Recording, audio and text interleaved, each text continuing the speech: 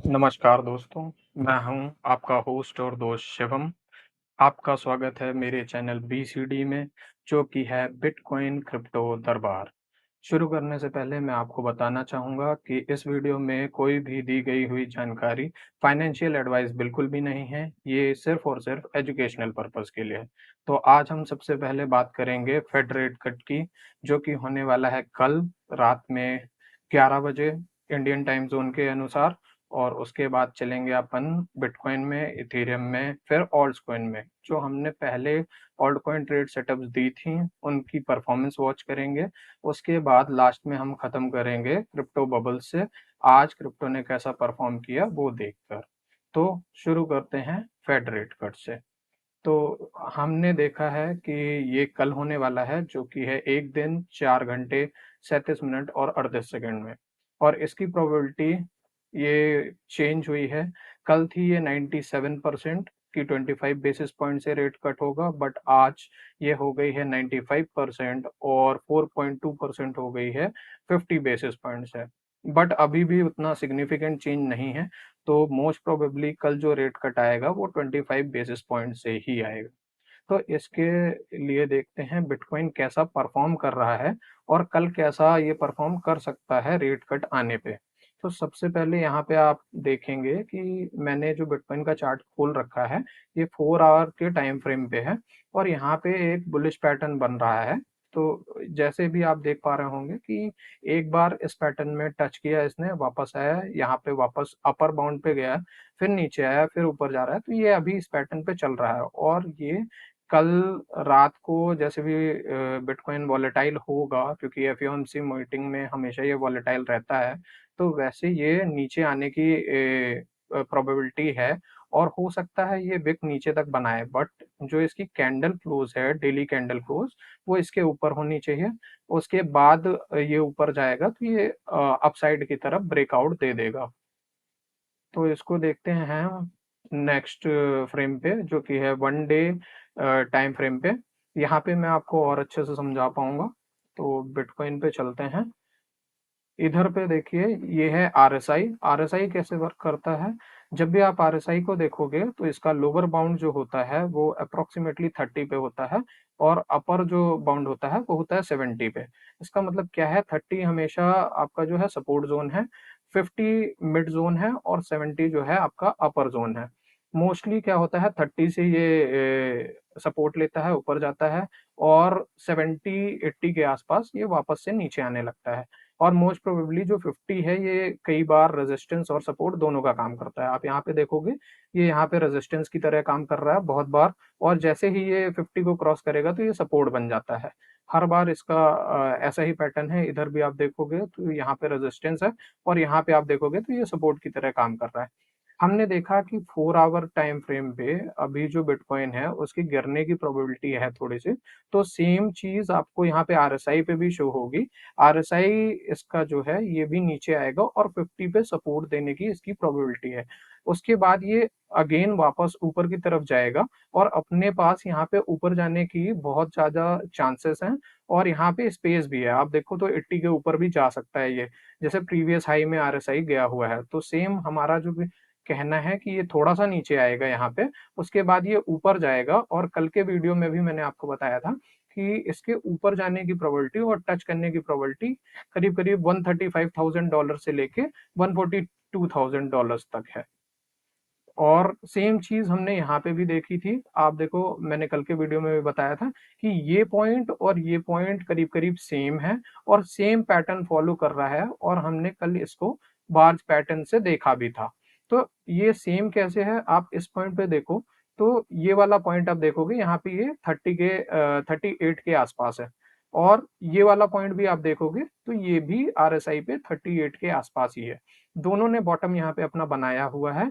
और इसके बाद भी आप देखोगे ये ऊपर गया है, 50 के ऊपर गया है, देन 50 में इसने सपोर्ट लिया है।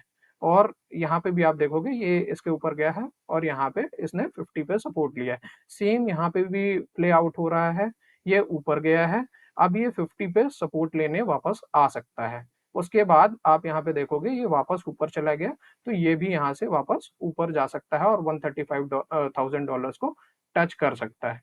इसके बाद अपन देखेंगे इथीरियम।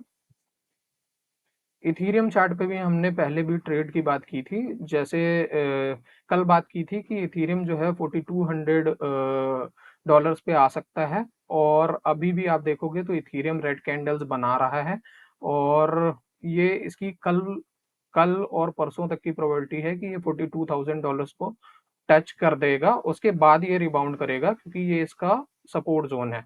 आप सेम चीज यहाँ पे भी देखोगे, आरएसआई कितना परफेक्टली बता रहा है कि यहाँ पे जब ये नीचे आया था तो देखो आप 50 के आसपास इसने सपोर्ट लिया था।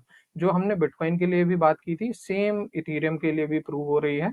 आप उसके बाद देखोगे तो ये ऊपर गया है और ये अप्रोक्सीमेटली 80 तक गया है।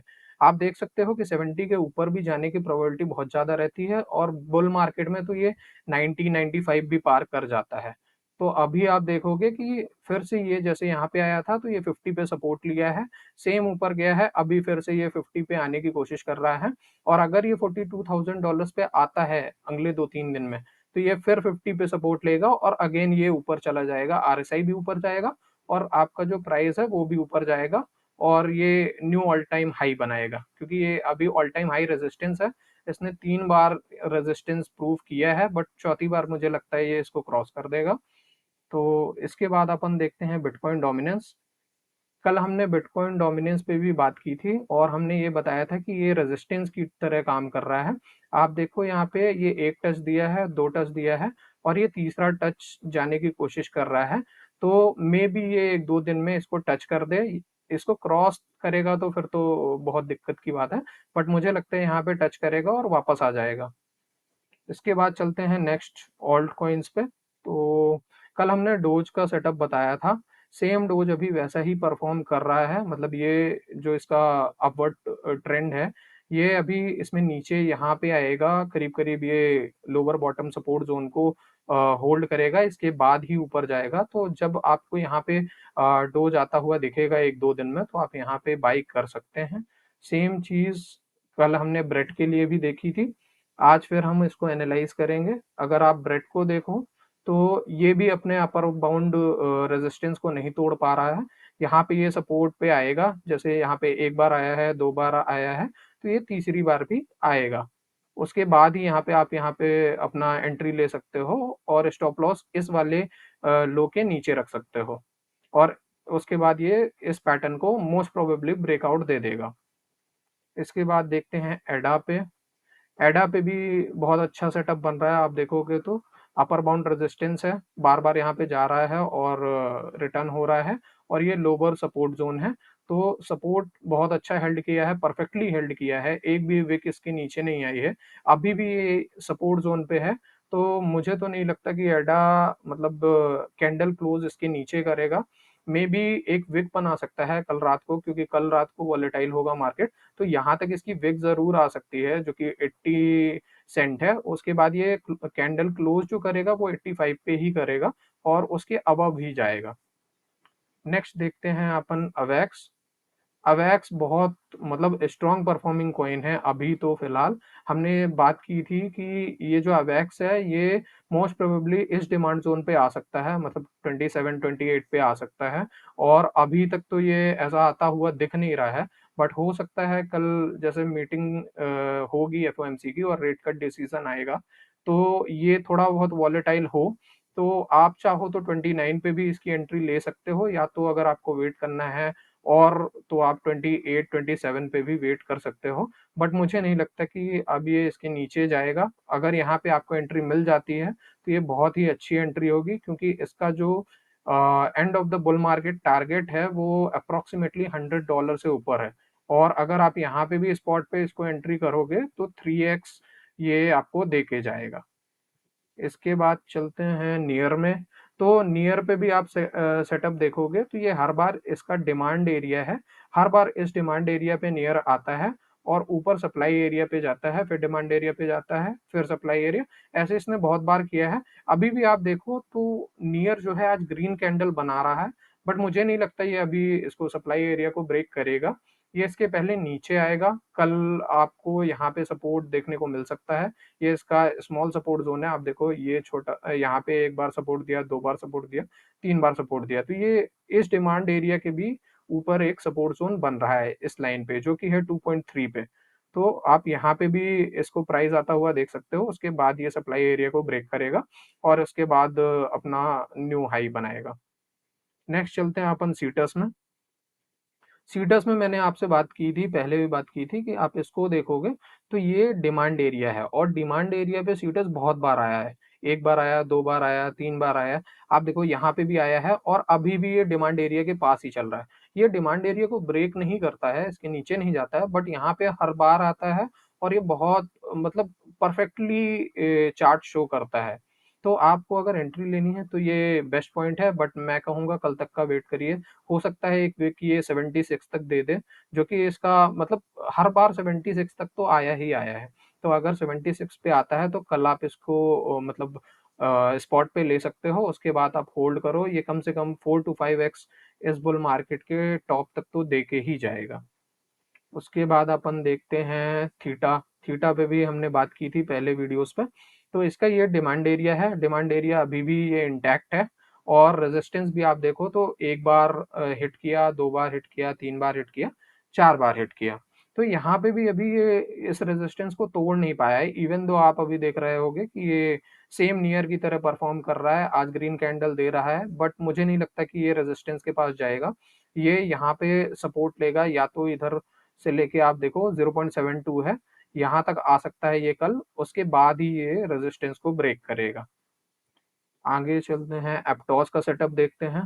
एप्टॉस तो डिमांड एरिया के पास ही घूम रहा है, मतलब ये इसका मुझे लगता है ये ऑल टाइम लो भी है और ये अभी बहुत चीप प्राइस पे मिल रहा है। और ये अगर आपको पता हो, सुई एक कॉइन है जो कि एप्टॉस का एकदम कॉम्पिटिटर है। सुई और एप्टॉस सेम ही तरीके से काम करते हैं, दोनों का ही जो बैकग्राउंड कोड है वो भी सेम है करीब-करीब। तो आप देखोगे कि सुई जो है अभी अच्छा परफ़ॉर्म कर रहा है, बट एप्टॉस अभी उतना अच्छा परफ़ॉर्म नहीं कर रहा है।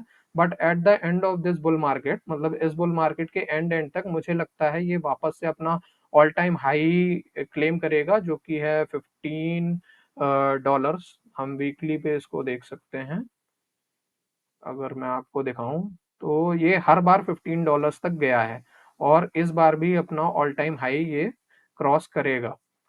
और हम सेटअप देख रहे थे तो डेली टाइम फ्रेम पे चलते हैं। डेली टाइम फ्रेम पे यहाँ पे इसका जो सेटअप बन रहा है वो भी बहुत अच्छा है। आपको ये देखिए हर बार ये इस डिमांड एरिया पे आ रहा है और अभी भी ये डिमांड एरिया पे आने की कोशिश कर रहा है, जो कि है अराउंड $4। $4 से लेके $3.8 तक है। अगर ये नेक्स्ट 2 दिन में यहाँ पे आ जाता है तो आप एंट्री ले सकते हो। उसके बाद ये इस रेजिस्टेंस लाइन को क्रॉस करके अपना टारगेट $15 का अचीव करेगा। तो आज के लिए इतने ही ऑल्ट्स कॉइन। अब आगे चलते हैं अपन देखेंगे क्रिप्टो बबल्स। क्रिप्टो बबल्स में आप देखोगे तो मोस्टली जो भी ऑल्ट कॉइन्स ग्रीन हैं ये लार्ज कैप्स हैं, जैसे अवेक्स देखो आप, ये टॉप 20 पे है।